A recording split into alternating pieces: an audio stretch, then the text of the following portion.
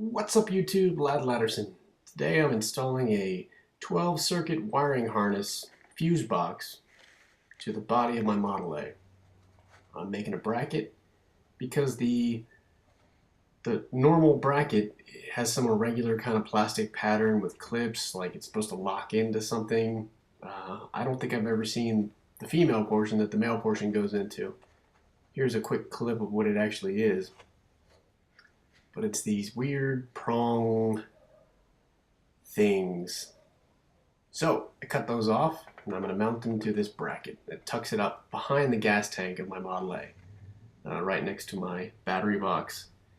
There's about 4 inches gap behind the firewall and the gas tank where you can slide things up behind there. So I've made a template. I'm going to cut it out of a random piece of 16 gauge sheet metal. Then I'm going to bend those corners over my workbench. I don't have a sheet metal brake. I've done it like this for years. If you really want a nice bend with perfect surfaces, then find a sheet metal brake. But I hammer it over the side of my workbench, and then I work the dents out of it. Works for me. It's good enough for me. I'm also using my Harbor Freight shears, electric shears here. They cut up to 14 gauge, I think. But all I ever put them through is usually 16. And they slice through aluminum like butter. Take your time, you get a real nice cut.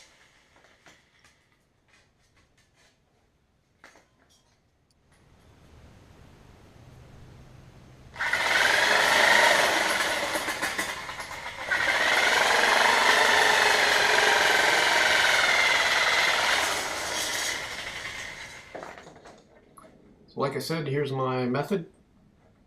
I put it over the edge of the workbench, use some flat stock, clamp it down tight to the surface, make sure you get it lined up just the way you want it.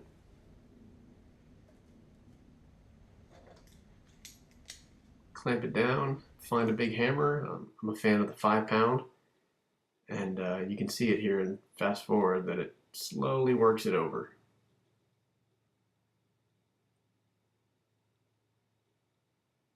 If you wanted to avoid any kind of rippling or dimpling, you could use a wood block and a hammer, kind of push it over. But the hammer's just the fastest. And then you can put that on the back of your vise, this flat surface, and you can work it out flat again. But this will be tucked up underneath my dash, so I'm not really concerned. Here it is with the second bend. This one got a little bit more dimpled. Switched to a body hammer with a flatter head on it, and then made sure it was at 90 degrees.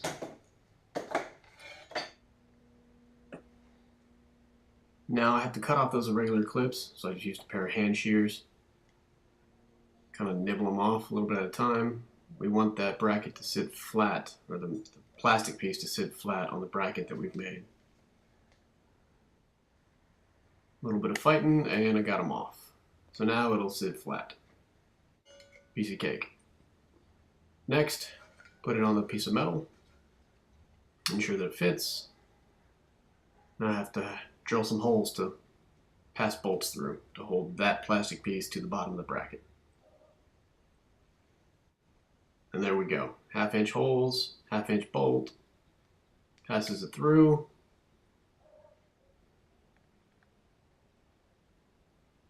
Use the punch. Mark my holes.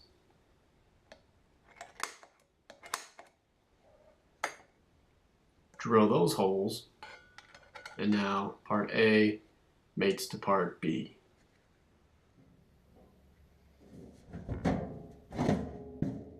And if you're running the stock gas tank, it pulls right out. A little bit of shimmy. You can see my battery box is tucked up behind there with a cutoff switch. That's the clutch cable coming through the wall, and I still have to work out a accelerator cable. So the bracket is going to sit there on top of the firewall reinforcement that I made. That's just welded in. And so now it's completely hidden. You'll just have to climb under there and look up, and then you have access to the fuse box. Thanks for watching, like and subscribe, leave some comments. Have a great day.